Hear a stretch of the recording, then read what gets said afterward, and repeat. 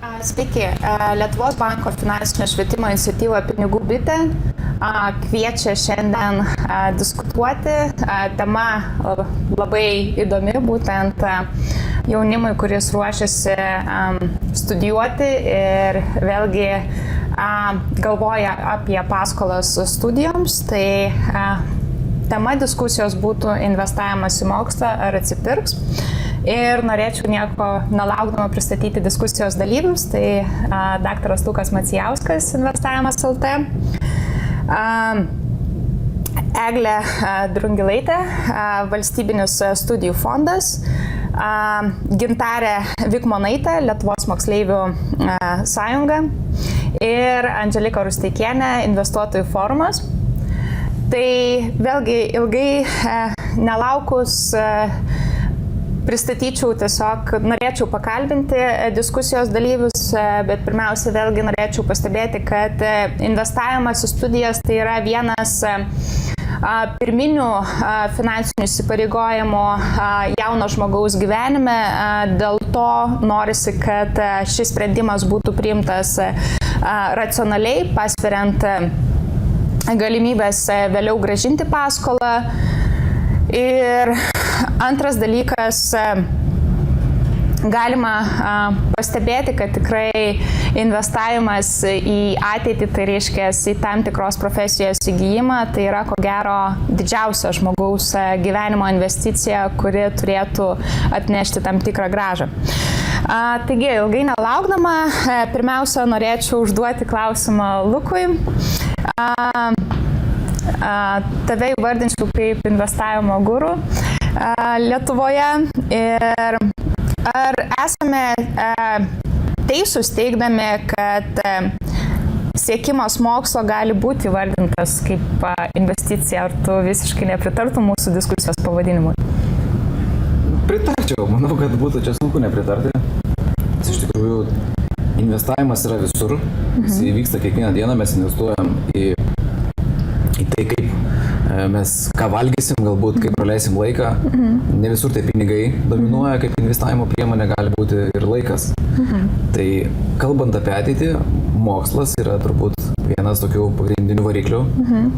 Ir šiaip sunku turbūt būtų investuoti praeitį. Tai aš manau, bet kokia veikla tokia nukreipta į kažkokį progresą jau yra automatinis investavimas į ateitį. O investuotojas tikisi būtent iš savo investicijos tam tikros grąžos, taip pat jis pasirenka tam tikrus investavimo produktus. Jeigu kalbėtumėm apie ilgalaikį investavimą, tai aišku, mes kalbėtumėm apie kaupimą pensiją. Jeigu mes kalbėtumėm apie trumpalaikį, tai aišku, kuris automatiškai turi didesnį rizikingumą.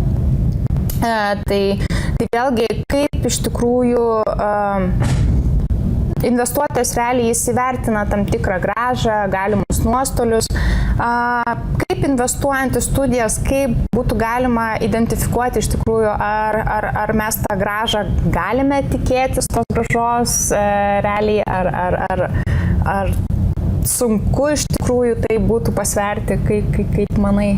Aš manau, kad nėra labai sunku pasverti, nors toksai labai filosofinis čia gaunasi klausimas. Iš tikrųjų, kalbant iš tos profesionalios investicijų valdymo pusės, tai aišku, yra pelningumas, rizika, yra neatskiriami pelningumo rizikos santykis, apskritai turėtų būti tas kriterijus, į ką žiūrima, bet čia mes kalbam apie tai, kad jaunas žmogus investuoja galbūt ne tik savo pinigus kol kas, nes ne visi tų pinigų turi. Tai aš žiūrėčiau, kad šitoje vietoje pelningumo rizikos santykį nuo pinigų mes galėtume perkelti į laiko tą kažkokį tai formuluotę. Mes dabar, tarkim, investuotumėm, aš taip sakyčiau, 4 metus ar 6 metus į kažkokias tai studijas, tam, kad ateityje, kaip kokie vokietukai Klaipėdoj, galėtumėm išlipti iš kruizo ir jau 20 ar 20 metų sočiai ir tvarkingai gyventi. Čia vėlgi, aš taip matočiau, nebūtų reiktų žiūrėti tik tais, kad aš sumokau dabar už studijas X eurų, kad aš gausiu X plus 1 eurą vėliau. Laikas, manau, gali būti čia iš to vietoje vienas iš tokių įdomesnių kriterijų. Aišku. Andželika, jūsų kaip investuotojų forumo būtent atstovės, ką jūs kaip pirmą žingsnį identifikuotumėt ir patartumėt tiems jauniems žmonėms, kurie galvoja apie paskolą studijoms? ar tai vėlgi vertintumėt kaip racionalų sprendimą, ar vėlgi ieškotumėt, vėlgi, jeigu būtumėt, vėlgi dabar turėtumėt pasirinkti, koks būtų jūsų sprendimas, tiesiog ar investuoti būtent į studijas, ar tiesiog vėlgi pasirinkti, daleiskim, gal investiciją į kažkokią tai verslo užkūrimą ir taip toliau. Kokia būtų jūsų nuomonė? Manau, kad apskritai, kai mes kalbam apie mokslą, tai bet kokiam jaunam žmogui tai yra tokia pradžia. Tai yra pradžia, kai jis galvoja, stato savo gyvenimą ir tai yra galbūt šiandieną mes nelabai suvokiam studijų proceso kaip kažkokios investicijos į tą ateitį. Nes šiandieną pas mus vis tiek sistemoje yra labai suformuota mokykla, studijos, šeima ir važiuojam toliau, ar ne, ir dirbam. Tai dėl tos priežasties sakyčiau, kad kadangi pasąmonėje to nėra, tai atrodo natūralu ir tu tą turi daryti. Žinoma, kai atsiranda, kadangi šiandieną bet kokiu atveju mokslas, kokybiškas mokslas, jisai brangsta ir nebūtinai mes turim tų pajamų, kurios šiandieną reikalingos kokybiškam išsilavinimui gauti ir tada mes skaičiuojam. Bet darbo rinka ir investuotojai ir bet koks kitas verslas, jam vis tiek reikia išsilavinusio žmogaus. Ir jeigu mes kalbam apie tai, ar investuoti į mokslą, o gal spjauti į mokslą ir šiandieną daryti verslą, iš verslo mokytis ir įgyti žinių, tai visgi matyti yra tos patarlės, ar ne, kad geriausia yra mokytis iš kitų. Ir pradžioje, jeigu tu neturi netgi bendro suvokimo, nes ką duoda bakalauras, jis jau neduoda specifinių žinių būtinai, ne? Jeigu tu nori specifinių, tai galbūt geriau eiti tada į kolegiją, į profesinę mokyklą. Bendras bakalauras, jis iš principo duoda tokią pasaulio suvokimo, ar ne, bendro mąstymo, logikos, tau būdo mąstyti, suvokti, kaip tu gauni informaciją. Tai šiandieną ta investicija yra kaip būtų būtina, nes tai yra tas tramplynas, kur tu keliausi toliau. Bet, man atrodo, labai svarbu šiandieną bet kuriam jaunam žmogui pažymėti, kad investicija tik į mokslą ir tik mokymasis, kad ir bakalauro metu, šiandieną nebėra pakankamas. Šiandieną tu turi daugiau laiko investuoti į po studijinę veiklą, savanoriauti, dalyvauti nevyriausybinėse organizacijose, eiti praktikuotis, bandyti, kad ir tuo metu dalyvauti įvairiuose hackathonuose, bandyti savo startupus, nes, dėja, studijos jau ir tas akademinis bagažas, jisai visiškai neparuošia tavęs darbo rinkai, kad jau ateisi į įmonę, kad ir netgi su viso tuo tu jau atrodo esi pakankamai stiprus ir moksleivių sąjunga, sakykime, jie jau daug ką moka, bet jie atėję į darbo rinką bus stipresni negu žmogus tik tai atėjęs iš akademinio pasaulio. Nebent jisai tęs savo karjerą toliau akademinio pasaulio. Tai ta investicija tiesiog matyti reikėtų sumuoti, kad jinai yra šiandieną natūralus procesas, bet ar galima tą žinių bagažą įgyti kitaip? Manau, kad taip. Klausimas visą laiką yra to success rate, to sėkmės faktoriaus, kas tau labiau pasiteisins, ar struktūrinis, tradicinis procesas, kur šiek tiek kaip bebūtų, kam tau reikalingas dėstytojas, kad tave nukreiptų, tau parodytų kelią, ar ne? Ar galbūt tu esi visiškai stiprus pabandyti pats jau daryti vieną kitą organizaciją ir iš to išmokti. Tai čia gal ir vidinės valios klausimas, bet investicija yra. O koks būtent specialistas šiandieninėje rinkoje, darbo rinkoje įgijęs tam tikrą būtent profesinį išsilavinimą, aš suprantu, kad jūs sakot, kad būtent ne tik tai aukštąjį mokslą, kuris kremta, bet taip pat ir dalyvauja toje užklasinėje veikloje ir ieško savęs ir auga kaip profesionalas.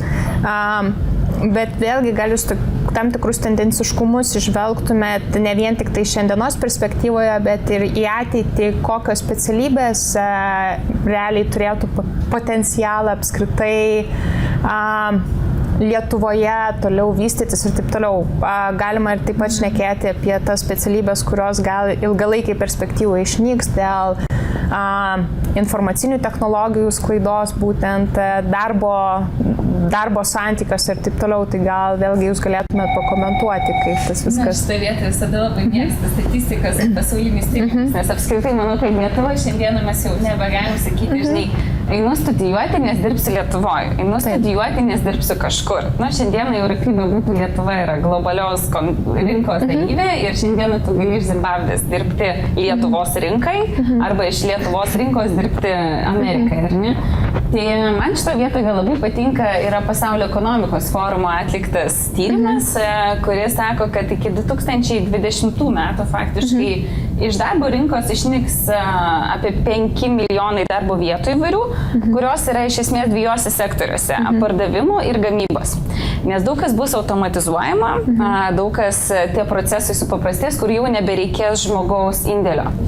Ir kai jie šiek tiek pasižiūri netgi giliau į sektorius, ar ne, tai kas mane šiek tiek netgi nustebino, nes manau, kai Lietuvoje labai populiari yra visa teisė, finansai ir visi mes ten žinokštą stojam mokytis, bet, pavyzdžiui, finansai yra vienas rizikingiausių sektorių, kuris ilgainiui ypatingai automatizuosis ir ypatingai mažai reikės žmonių darbo jame. Taip pat, nors iš kitos pusės sektorius, kuris kaip ir turi dar didžiausių potencialų, yra kūrybinės industrijos, medijos, informacinės sritės, ar ne?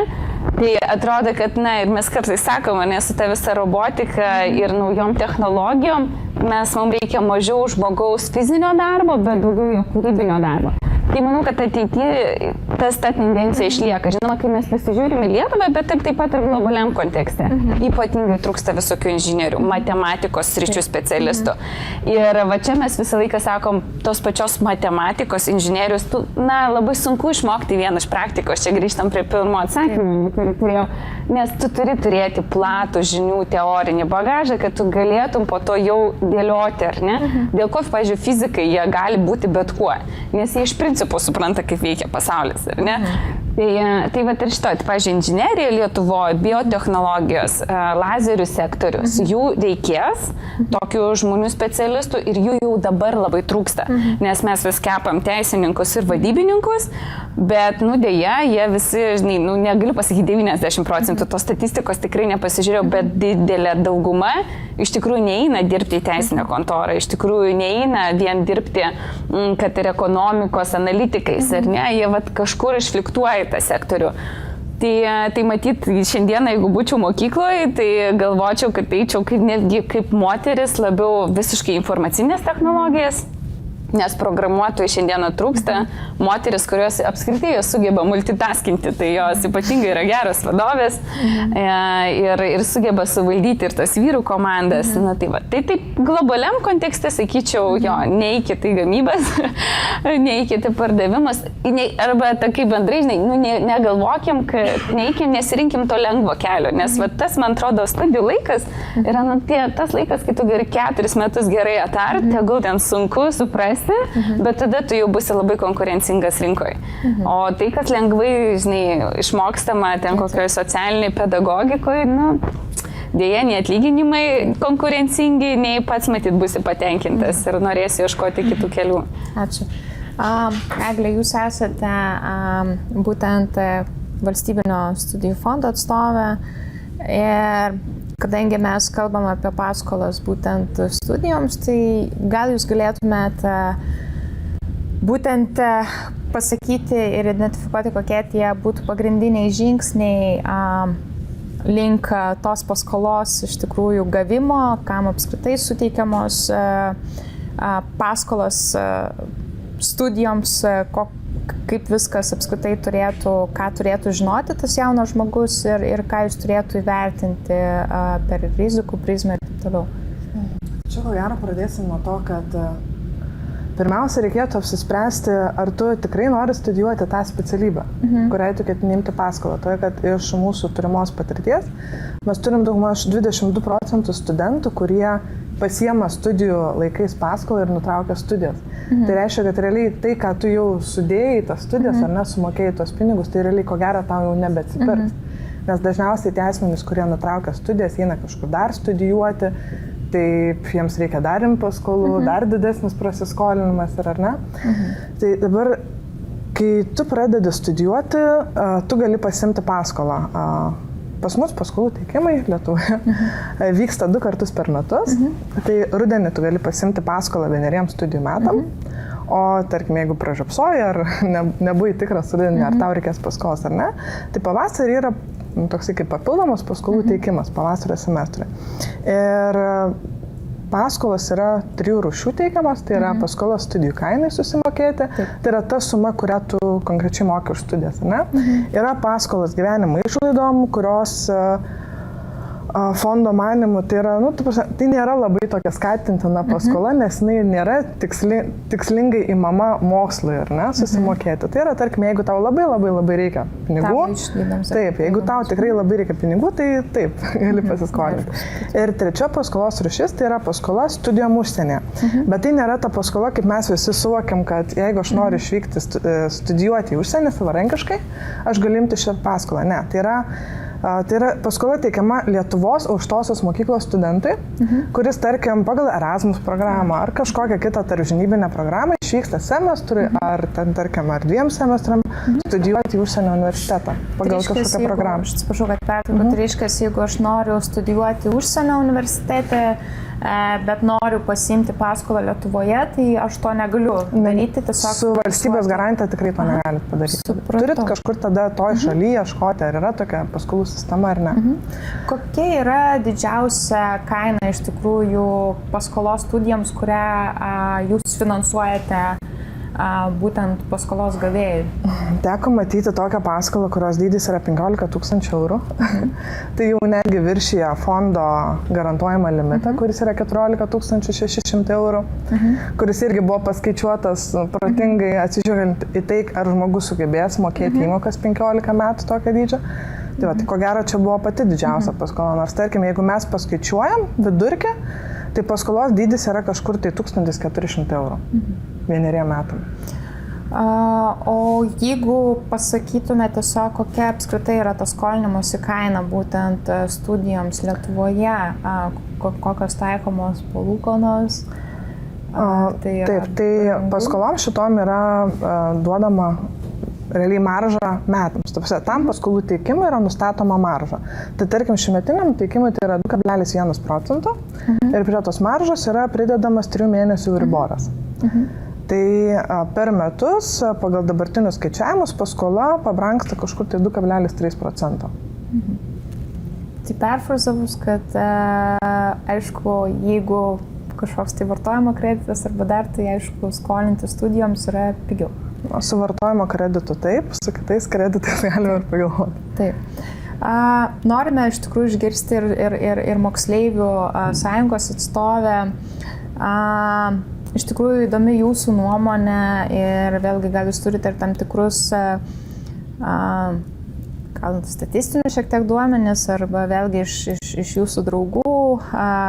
Iš tikrųjų, ar yra tendencijos tos skolinimos, ar jos yra studijoms, ar jos yra paplitusios. Ir iš tikrųjų, kokie jūsų lūkesčiai, būtent kalbant apie profesijos pasirinkimą, kokius jūs būtent kriterijus matote iš tikrųjų, kaip turėtų viskas vykti? Šiuo metu moksleiviai 11-12 abiturientai yra labiau suinteresuoti tiek finansavimu studijų, tiek ir pačiomis studijomis, bet pastebime tendenciją, kad vis dažniau jaunesni moksleiviukai, tai yra 9-okai, 10-okai jau peržengę atėję į gimnaziją, susimąsto, kur jie norėtų studijuoti. Ar jie norėtų studijuoti Vilniuje, ar norėtų studijuoti Kaune, ar galbūt išvykti užsienį. Ir tos studijų programos jau tampa vis labiau jiem konkretesnės. Jie nebesirenka, jog noriu studijuoti Norvegijoje arba Švedijoje, bet jie už karto krypsta, kad Lietuva neturi tam tikros studijų programos, ar aš galėčiau kur nors studijuoti užsienyje, tačiau su galimybė grįžti atgal į Lietuvą ir moksleiviai vis labiau supranta tą pilietiškumą, ne tik tai per prizmę, jog pakelsiu kokią šiukšlę, bet kad aš įgysiu išsilavinimą ir grįšiu atgal į Lietuvą perteikti savo žinių. Ir besirenkant studijoms yra labai jiems svarbus artimųjų palaikymas, ką jie apie tą studijas mano ir, kaip ir minėjo Andželika, jog teisininkai, vadybininkai vis dėlto yra tie populiariausi ir nepamirštant ir gydytojų, kadangi iš senelių, iš tėvelių yra visą laiką primenama, jog gydytojų tai jau tikrai niekada nepritrūks vaikelis tok. O va tos tokios kūrybiškesnės profesijos yra šiek tiek užmirštamos, tačiau moksleiviai jau nebebijo realizuoti savęs, nebebijo klausti ir domėtis, kur jie galėtų gauti finansavimą, tačiau dar kol kas nėra tokio didelio sudomėjimo iš abiturientų pusės, turbūt kol neperžengus to valstybinio brandos egzamino slenksčio, neperžengus pradėjus studijuoti, jau turbūt labiau didesnis sudomėjimas jau yra palietus tas studijas ir supratus, kur tie pinigėliai, iš kur jie eitų, kur juos būtų galima panaudoti ir kur man jų prireiktų. Nes kol gyveni po tėvelių stogu, tai visos tavo išlaidos yra dažniausiai išlaidomis yra pasirūpinama ir tiesiog nėra to įpročio galvoti, o kas bus toliau, kaip aš studijuosiu, ką aš veiksiu per studijas. O apskritai gal visiems girdite apskritai žodis savoka paskola, ar kaip vertina jauni žmonės, tai ir apskritai ar turime pakankamai, moksleiviai gali turėti pakankamai žinių įvertinant tam tikros paskolos, ar tai finansinio įsipareigojimo galimas rizikas, ar vėlgi tą įsisąmoninimą, kad visiems reikės tą dalyką grąžinti, kad tai vėlgi nėra tiesiog gaunama suma. Ir vėlgi, kad tai yra tam tikras įsipareigojimas, kurio jeigu nevykdys jaunas žmogus, tai vėlgi tas atsispindi asmeninėje kredito istorijoje. Tai kaip iš tikrųjų kokie vertinimai yra? Su ekonomikos visais įdomumais ir paskolomis ir finansavimu moksleiviai iš tiesų turėtų būti supažinami per finansinio raštingumo pamokas. Tačiau Lietuvoje turim tokią liūdną situaciją, jog arba tos pamokos vyksta, tačiau yra išdėstoma tik tai pagrindinė medžiaga. Tai yra teorinė sausa be jokių praktinių užduočių ir tiesiog kontrolinukas iš to, kokios tai yra savokos. Arba tos pamokos iš viso nevyksta, yra tik tai keli procentai visoje Lietuvoje tų pamokų, kurios iš tikrųjų yra vaikams įdomios, kurie eina su džiaugsmu, kur domisi, kas ta paskola, ką aš galiu veikti, ką man, pavyzdžiui, gali suteikti Lietuvos bankas, nors aš esu nepilnametis ir taip toliau ir panašiai. Ir dėl to ta paskola atrodo, gąsdinantis, iš vienos pusės gąsdinantis reikalas, nes, ją reikės grąžinti, o ką man reikės daryti, jeigu aš nesugebėsiu grąžinti. Ir yra viena pusė tokia ir yra kita medalio pusė, jog būtent jauni žmonės yra labiausiai interesuoti 16 metų pasiimti paskolas savo asmeniniams reikalams, apie tai neįspėdami nei tėvų, nei kitų žmonių artimųjų savo ir tuomet susiduria su ta liūdna medalio pusė. Tai jūs pastebėtumėte tą dalyką, kad iš tikrųjų finansinio raštingumo tam tikri kaip čia pasakyti, žinios tam, kad ugdyti būtent tą suvokimą ir racionalų mąstymą turėtų būti mokykloje aktyviau dėstomi ir apskritai turėtų būti toks kaip ir dalykas, taip? Tas dalykas šiuo metu yra, tačiau jis nėra toks, kokio tikisi tiek moksleiviai, tiek ir pati visuomenė.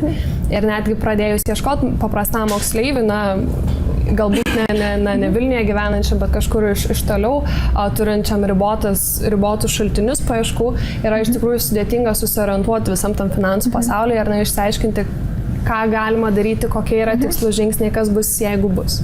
Aišku, supratau, dėkui. Lukai, neseniai baigiai doktorantūros studijas ir vėlgi, ar galėjau teikti, kad tavo studijos jau tu gali raškyti tam tikrus investicinius vaisius studijų ir vėlgi gali tai būti ir perkeltinė prasme, kad metaforiškai. Čia metaforiškai turbūt tik tais belieka kažką. Nedaug laiko dar praėjo, iš tikrųjų. Praeitais metais tai buvo ta pabaiga. Ir turbūt per tiek laiko dar čia sunku pasakyti, kas gyvenime gali nutikti. Bet aišku, jau aš sėdžiu čia ir tenka jau daryti tokius pranešimus, tai manau, kad vien tas galbūt šitoje vietoje padeda. Bet aš sakyčiau, kad tokia doktorantūra, pavyzdžiui, kur jau paskutinė stadija yra vėlgi to mokslo, tai jinai ten irgi nebūtinai tu tampi koks nors pasaulio geriausias programuotojas, ar finansininkas, ar gydytojas. Gydytojas galbūt tu gali tapti iš tikrųjų. Bet kalbant apie tas vadybinės socialinio mokslo temas, tai tu galbūt tampi filosofiškai pajėgus diskutuoti tam tikrais klausimais. Ir būtent disertacija yra tas momentas, kur tu įsigilini tam tikrą konkrečią šaką, kaip bičių koks nors migravimas. Tai nebūtinai tą visur pritaikysi, bet aišku, mokslas šito vietoj man davė tą, kad aš labai susistemintai supratau, apie ką aš kalbu ir tą galiu paskui papasakoti kitiem. Gal klausimas visiems, sakyčiau, kokia suma, iš tikrųjų, kokią sumą jūs dabar mus stebintiems jauniems žmonėms sakytumėte, kad iš tikrųjų tai būtų visiškai neracionalu skolintis būtent studijoms. Kokia tai būtų suma iš tikrųjų, jeigu vertinant vėlgi gražą, aišku, vėlgi pagal profesinius gal kriterijus, bet kokia ta būtų suma, kurios jūs asmeniškai neinvestuotumėt į studijas ir į tam tikrą profesiją, daleiskim vėlgi įsigijimą? Kokios tai būtų lubos, kur jūs sakytumėt, kad tai tikrai neracionali ir nepasverta suma, būtent studijoms ir atsižvelgus į galimą tam tikros profesijos pasirinkimą tiesiog, kad jinai realiai vertinant galimybės įsidarbinti ir taip toliau, tai jinai neatsipirktų tiesiog, neakumuliuotų tam tikrų pinigų. Andželika, gal jūs arba Lukas? Ne, čia šiaip geras klausimas, bet aš sakyčiau, žiūrint kokioj dar sferoj, pavyzdžiui, yra tam, kaip ir buvo minėta, įvairių tų sekcijų, įvairių šakų, galbūt programuotojas, jisai turėdamas omeny tai, kad jau jo laukia, kaip sakyti, ir jisai tik tais, jeigu ateina ir jisai žino, ką reikia daryti, tai jisai vienaip atrodo. Tuo tarpu vadybininkas galbūt, jisai toks labiau, jisai abstrakčiai gali būti, sakyti, aš daug skaičiau knygų, bet ką tu moki?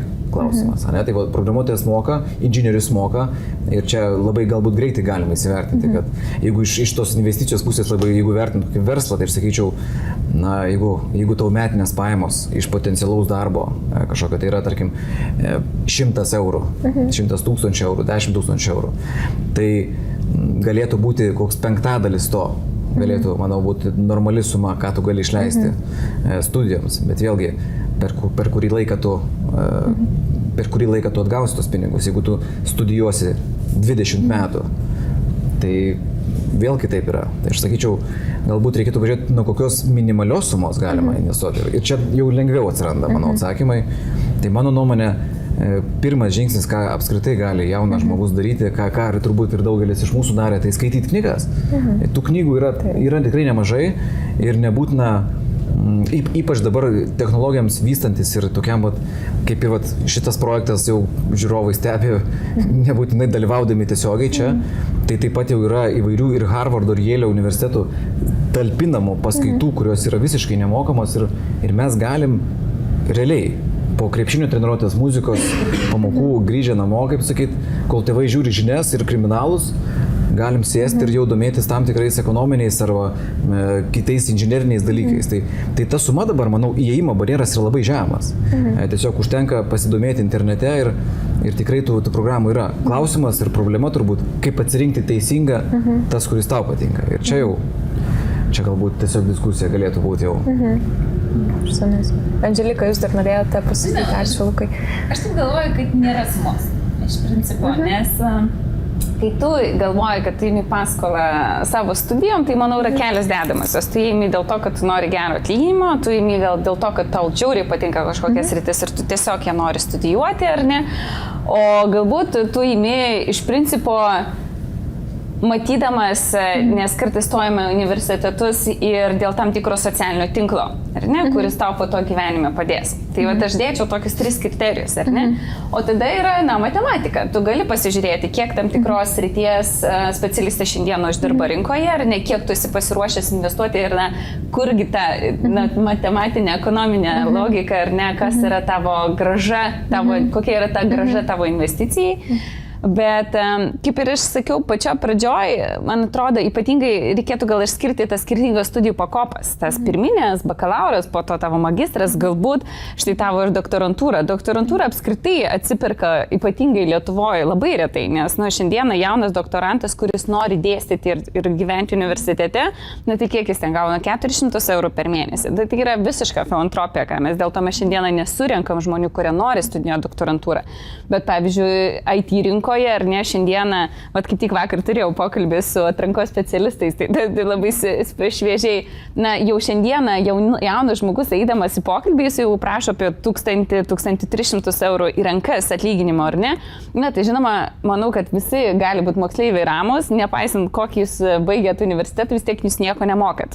Ir programuotojai nemoka programuoti tai, ko reikia, ir vadybininkai nemoka elgtis taip, kaip reikia. Dėl to aš sakau, kad vien studijų nepakanka. Šiandieną tu turi dar prie studijų pridėti tam, kad įgautum tos vadybinės, konkrečios patirties, visi visko moko, bet kokioje institucijai, kai tu įžengi į darbo rinką. Tai tuo metu, tu vis tiek nesi vertas labai daug, bet jie mato kažkokį tavo potencialą, nes protingas darbdavys šiandieną samdo matyti nelabai pagal tavo įgūdžius, bet pagal tavo požiūrį. Daugiau mažiau visko tu gali išmokyti to žmogų. Klausimas, ar jisai turi teisingą požiūrį, teisingą, tai sakyčiau, gal netgi tų minkštųjų įgūdžių paketą, ar ne, ten bendravimas, komunikacija, komandos valdymas, analitinis mąstymas, ko tau reikia priklausomai pagal profesiją. Tai tos suma yra tokia labai santykinė ir klausimas tiesiog, kaip tu po to tai išnaudoji, nes, pavyzdžiui, ir aš kažkada studijavau magistrą, 2 magistrus paraleliai, nes vieną vadybinį, galvojau, čia man jau vadyba, tai važiuoju į priekį, nes pirmą baigiau informacinės technologijas, o antras sritis man buvo švietimas, bet man tiesiog buvo įdomu pačiai ir aš pati mokėjau už tai. Ir dabar taip, šiandieną man tas jau atsiperka, bet kad tuo metu aš galvojau, kad man čia po 5 metų atsipirks mano socialinės pedagogikos studijos, ne, tuo metu man tiesiog buvo įdomu suprasti, kaip veikia švietimo sistema. Tai tas tokia tavo grąža, jinai gali būti finansinė, gali būti tavo vidinio pasitenkinimo. Ir, galiausiai, jeigu mes kalbam, ar žmogus gyvenime yra laimingas, tai matyt, tos visos dedamosios ir susideda. Jūs sakot, kalbėjot apie atranką ir kaip jauni žmonės eina pabaigę mokslus arba tiesiog nepabaigę iki gal, tiesiog studijuodami eina į darbo rinką ir kokie tie jūsų būtų atsirinkimo tam tikro kandidato kriterijai. Ar dar yra tas stereotipinis mąstymas, kad nesvarbu, nors ir tu, daleiskimėsi, tam tikros nevalstybinės organizacijos narys ir apskritai esi aktyvus būtent tam ir neformaliajam gyvenime, bet ar tai iš tikrųjų yra tie pliusiukai, kurie realiai nusveria tuos dalykus ir tą priėmimą, ar visiems kiek tenka girdėti iš pažįstamų, tai visiems yra tie patirties klausimai keliami ir darbo rinkoje tiesiog. Tai kokie būtų tie jūsų kriterijai? Žinoma, visą laiką jauniausiam žmogui yra sudėtingiausia darbo rinka, nes iki bebūtų yra dar žalias. Tai kai aš galvoju pati, kai aš samdau žmonės, man yra 2 kriterijai - požiūris ir ką žmogus veikia be studijų. Nes aš net nekviečiu žmogus į pokalbį, jeigu aš matau, kad jis fantastiškai mokėsi, viskas 10-ukais, ten baigė universitetą puikiai, nes aš nesamdau akademikų. Taip, galbūt akademijai tai yra svarbu, tu įsivestavai visą laiką į tyrimus ir visą kitą. Būkime pragmatiški, šiandieną versle galbūt tu gali neturėti bakalauro, nes tu esi fantastiškai talentingas žmogus, puikiai programuojasi, nuostabus inžinierius, vadybininkas, pardavėjas ir dalyvaudamas daugiau negu tik studijoje kažkur tu susipažįsti su žmonėm, kurie tave pastebi, jie tiesiog tau gali pasiūlyti darbo vietą, šiandieną tai vyksta. Kai mes žiūrėjom į valstybinį sektorių, be bakalauro, be magistro, jeigu tu nori kilti aukščiau, tu ten nieko nepadarysi, kas galbūt ir turėtų būti logiška, ar ne? Tai, mes negalim pasakyti, kad čia dabar, galiu nesimokyti nieko ir eisiu, nes jeigu tu sugalvosi, kad tu nori keliauti galiausiai Europos komisiją, tau reikia magistro ir tau reikia gero magistro, ar ne? Tai šiandieną ta tokia atranka, jinai plačiaja prasme, manau, šiek tiek priklauso nuo sektoriaus. Jeigu tu esi verslininkas, tai apskritai tu mokaisi tai, kas tau atrodo naudinga, ar ne? Kur tau reikia papildomų žinių, gal tau reikia 5 kursų Yale universitete ir nereikia tau to bakalauro. Bet jeigu tu save matai labiau kaip samdomą žmogų, aš manau visgi tas higieninė pakopa turėti bakalaurą arba pradinį išsilavinimą yra reikalinga vien dėl to, kad žmogus šiek tiek paformuotų savo viziją tam gyvenimui. Jie šiek tiek suformuotų, kaip bebūtų, mes matom ir galim labai atskirti, kaip žmonės atrodo, baigė teisę, baigė ekonomiką, baigė inžineriją, jų mąstymo logika yra skirtinga, arba jinai susiformuoja kažkokiu būdu. Tai toks, pirmas etapas reikalingas ir man vis tiek būtų labai keista, turint rankose CV ir matant, kad žmogus gal labai daug ką veikia, bet visiškai nestudijavo. Tai gal netgi iš įdomumo, dar neturėjau tokio atveju, bet gal net iš įdomumo vis tiek pakvieščiau tą žmogų interviu, paklausčiau, kodėl jis to nedarė, ar ne, jeigu jis turėtų labai stiprių argumentų. Tai kaip ir sakiau, tas nevyriausybinėme sektorėje, asociacijose, versle, tas, manau, šiandieną yra įmanoma. Žinoma, valstybinėme institucijų sektorėje tas vis tiek tu turi turėti formalų išsilavinimą. Ir galiausiai, aš manau, globalioje rinkoje na, tas tavo toksai palyginimas tarp rinkų, tai arba tu turi susirinkti labai stiprų savo patirties bagažą, ką tu darai, kur tu darai, kokie tavo pasiekimai, nes, na, vis tiek tas toksai formalus išsilainimas, jisai parodo galbūt ir tam tikrą lygį žmogaus šiandieno mąstymo, ar ne, ar tu baigai Harvardą, ar tu baigai Vilniaus universitetą. Tas irgi jau yra skirtumas, ar ne, ir šiandieną į Harvardą jau nebėra taip sudėtingai stoti, kaip buvo anksčiau, ar ne. Bet tai parodo ir tam tikrą tavo galbūt ir socialinio tinklo jau lygį, ar ne, jeigu tu mokysi kažkokiam pasauliniam universitete ir tu šiandieną aplikuoji galbūt į kokios nors tarptautinės kompanijos headquarterį, kur yra vien tarptautiniai žmonės, jau parodo tavo mąstymą, tavo pasiruošimą, ar ne. Tai va daug tokių specifinių dalykų, bet jo, manau, požiūris ir ką tu darai be studijų yra svarbiausia.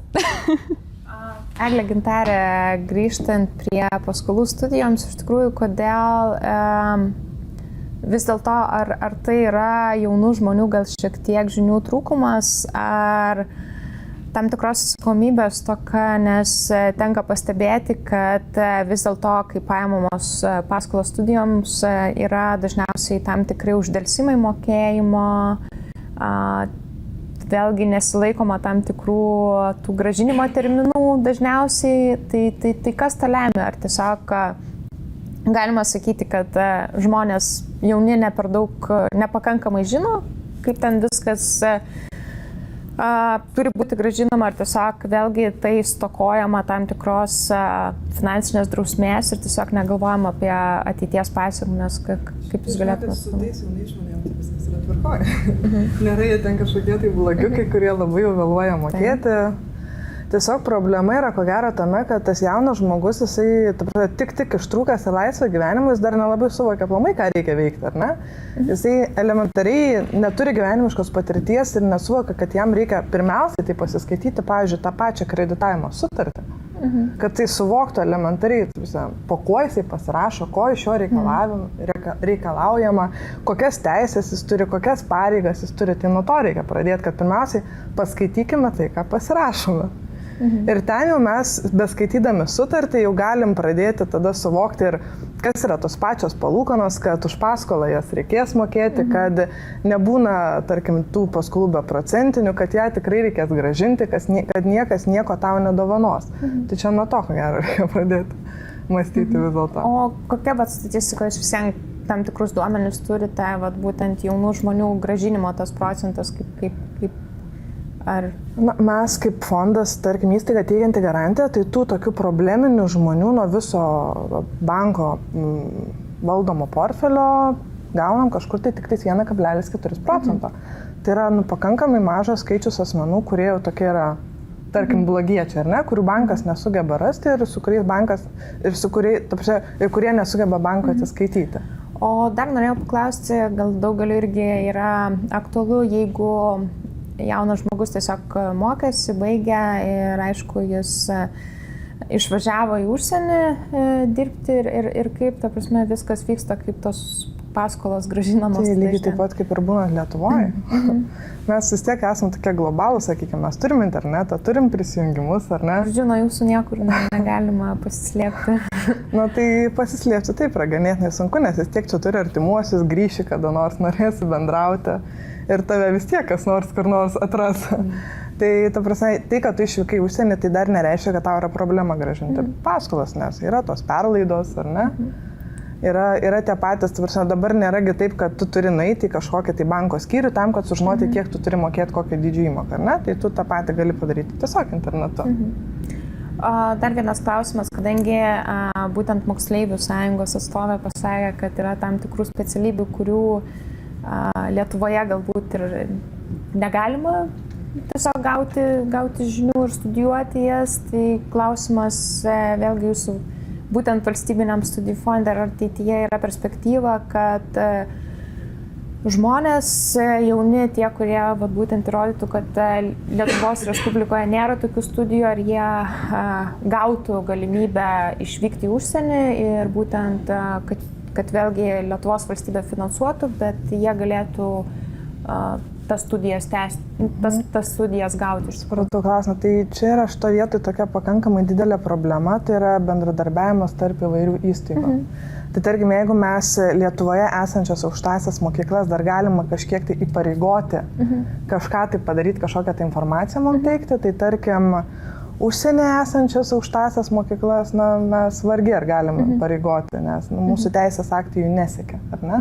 Tai reikėtų europinių lygių priimtų teisės aktų ir tada mes galbūt kažką mąstysime. Kol kas dar tai yra per anksti.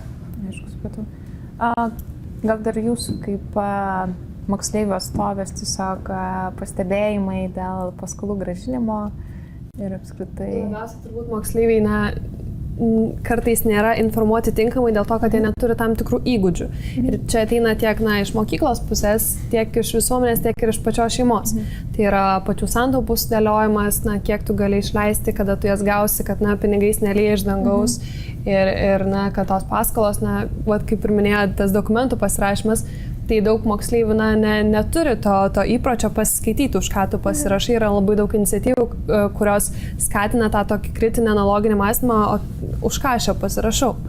Ir turbūt tas įgūdžių trūkumas kiša koją jaunam žmogui, tiek su paskolomis, tiek ir šiaip įprastame jau studijų gyvenime. Tai gal tiesiog paskutinis klausimas būtų iš tikrųjų jums tiesiog pasvarstymui, jeigu dabar iš tikrųjų reikėtų investuoti tas studijas, tai iš tikrųjų ką jūs išsikeltumėt tikriausiai ko gero pirmiausia kaip tikslą tam tikrą, tam, kad vėlgi įsivertinti, ar jūsų ta investicija, jūs sakėt, Andželika, labiau globaliai pažvelgti tiesiog, kad vėlgi ta investicija neturi vien tik tai tos finansinės grąžos, bet tiesiog pasvarstymai ir jauniems žmonėms, tai vėlgi gal reikėtų tą tokį kaip ir kokie jūsų būtų tie tokie kaip ir žingsniai rekomenduojami jaunui žmogui, tas, kuris iš tikrųjų ir galvoja apie tą specialybės pasirinkimą ir galvoja apie paskolą, ką jis turėtų tokio pagrindę iš savo patirties, Lukai, irgi taip pat, ką jūs patartumėt jam, ar tai susidėliojama tam tikro tikslo, ar tą peržiūrėjimo tos sutarties, ar apskritai pasižiūrėti į tą profesiją kitų kampų ir vėlgi daugiau nebūti orientuotam kaip kapitalistui, ta prasme vien tik tai tą finansinę grąžą, bet gal tiesiog ir vėlgi kitokią prasme surandant tos studijos. Aš tai sakyčiau, kad esminis momentas yra kaip anksčiau, kuo anksčiau susigaudyti, ko tu nori. Ta prasme, man irgi, kai baigusi MIT ir paskui jau su 2 bakalaurais 4 kurse kovojant, kaip čia aš magistrą stosiu truputį kitur, tai manau daugelis tokią problemą turi, nes galbūt, dabar reikia IT specialisto, tada irgi reikėjo specialisto ir daug kas sako, tu eik ten. Nors galbūt jis yra puikiai piešia arba puikiai muzikuoja, arba jis gali būti sportininkas, pavyzdžiui. Tai aš manau, kad kuo ankstyvesniai stadijai žmogus jaunas gali susigaudyti, ypač per visokias užklasinės veiklas. Galbūt jisai tikrai jam skaityti sutartis yra fantastikas, jis skaito, mato klaidas, jas taiso ir jam fantastiškai. Ir tada, jeigu tave tik skiria nuo gero teisės universiteto, ten ta paskola, aš sakyčiau, važiuojam. Didesnė problema būna, kai tu stoji, nestoja tavo draugai ir beje, ten dar reikia paskolą pasimti. Tada tu ir su to paskolą, ir tie draugai žiūrėk, jau po 3 metų pasikeitė.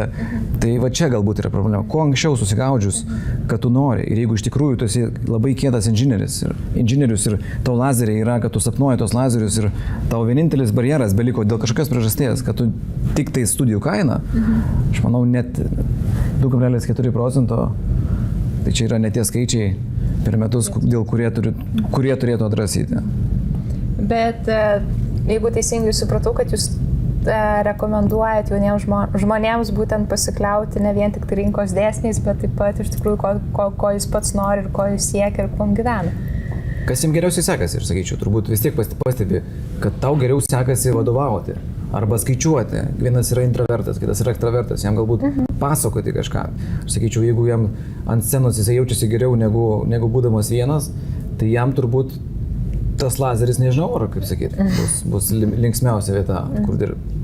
Aišku, supratau, dėkui.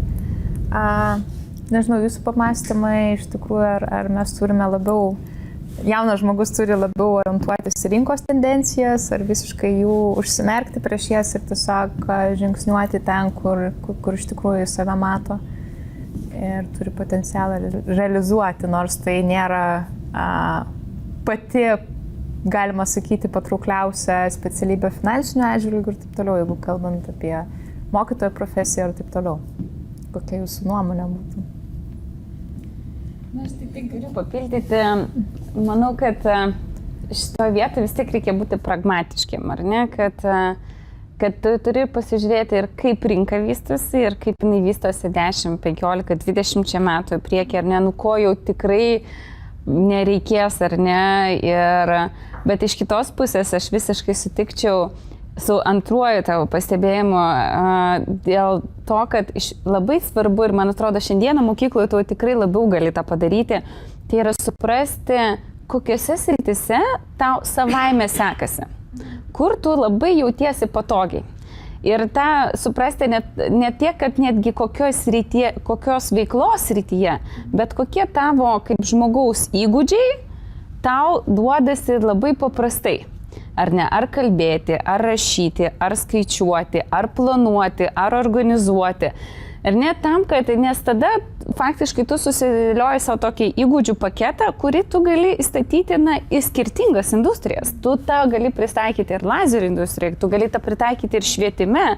Ar ne? Ir tada tu jau gali tokį labiau racionalesnį dėti galbūt savo argumentą, ar ne, pasižiūrėjau, kas man natūraliai labai gerai sekasi, dabar aš pasižiūriu, ar ne, kokios rytis mane domina, kur galbūt aš ir hobio laisvalaikiu tuo domėjausi, ar ne, bet vėl iš kitos pusės, žinai, visą laiką lengva pasakyti, kad jau tai, kad tu ten myli daryti, tu ir gali daryti profesiniai veikloje, bet nebūtinai, tu gali daryti profesiniai veikloje šiek tiek skirtingus dalykus ir tą savo hobį, tą savo aistrą palikti po pamokiniam gyvenimui, nes gyventi vien darbu irgi yra šiek tiek sudėtinga, ar ne, nes darbas vietoje yra tai komandos, ar ne, ir tas tavo netgi ta mėgiama tavo veikla po to gali tau apsisukti visiškai peiliu, ar ne, nes jinai rinkoje gali atrodyti visai kitaip. Tai vat matyčiau tokias kelias dedamasias. Viena, suprasti save ir tą matyti, suprasti save, vat aš galvoju, nebūtinai reikia savo užsidaryti kambaryje ir turiu galvoti, čia testukus darysiu ir žiūrėsiu, kas čia man kaip sekasi, bet pasitelkti šiandieną pilną mentorystės programą, eiti į karjeros konsultavimo centrus, eiti su vyresnėliais kalbėti. Dabar bet kuris studentas tavo, bet kuris jaunas žmogus pamentoriaus, papasakos nemokamai, tik pasadink, kaip jam čia sekasi tam tikroje profesijoje, nes kartais pačiam savo labai sunku atsakyti į tos klausimus, nes tu net nežinai, ko klausti. Čia bent jau aš pati su to esu susidūręs. Tai vat reikėtų tą pasidėlioti. Ir įdomu visiems, ko gero galvoja apie studijas, iš tikrųjų kokią specialybę gal gali išduoti, pasirinksi. Aš jau studentė, tai studijuoju socialinę politiką universitete, bet besirinkant studijas 12 klasį turėjau tokius kryžminę ugnį tarp fizikos mokslo ir tarp socialinių mokslo. Ir taip jau gyvenimas lėmė, kad studijuoju socialinius, bet ko labai džiaugiuosi, kad tiek iš šeimos pusės, tiek ir iš mokyklos pusės mane visą laiką stūmė išbandyti save. Ir dėl to aš esu labai dėkinga jiems, nes kuo daugiau eini, kuo daugiau pamatai, tuo daugiau supranti, ko tu nori, kas tau sekasi, kas tau nesiseka, ko gyvenime tikrai nedarysi, ko piešimas man, pavyzdžiui, buvo peilis, kirvis, sakiau tikrai ne, bet po tam tikro laiko žiūriu, kad tie įgūdžiai, kuriuos aš, pavyzdžiui, gavau mokyklai netgi per savo nenorą, man jie atsipirko, nes aš dabar šnekėdama ten, tarkim, apie baroką, žinau, kuo galiu pasiremti iš meno pusės, ar ten iš literatūros pusės. Tai jaunam žmogui aš labai rekomenduočiau išeiti kuo daugiau ir išbandyti save, kad ir išeiti iš to savo komforto zonos, išbandyti save kuo daugiau, kuo labiau, nebijoti bendrauti, nebijoti klausti, nes būtent informacinis pasaulis mūsų yra labai platus ir labai gausus. Tik reikia atsirinkti, kur yra ta geroji informacija, kur yra ta tokia klaidinanti ir tikrai nebijoti ieškoti jos. Tai norėjau padėkoti tada diskusijos dalyviams. Dar kartą priminsiu, diskusijoje dalyvavo Lukas Macijauskas Investavimas LT, Andželika Rusteikienė Investuotojų forumas, Gintarė Vikmanaitė Lietuvos moksleivių sąjunga ir Eglė Drungilaitė Valstybinių studijų fondas. Ir taip pat norėjau pasakyti, kad sektumėt Lietuvos banko finansinio švietimo iniciatyvos pinigų bite naujienas. Ir taip pat mes kaip galima greičiau pasidalinsim su moksleiviais, taip pat ir žadančiai studijuoti 10 pagrindinių punktų, gairių, kurias kiekvienas turėtų žinoti būtent besiruošintis studijuoti. Ir taip pat vėlgi kviečiame mus sekti taip pat Facebook paskyroje ir gauti objektyvę informaciją apie asmeninių finansų valdymą, taupymą ir sudėtingus finansinius produktus. Tai ačiū.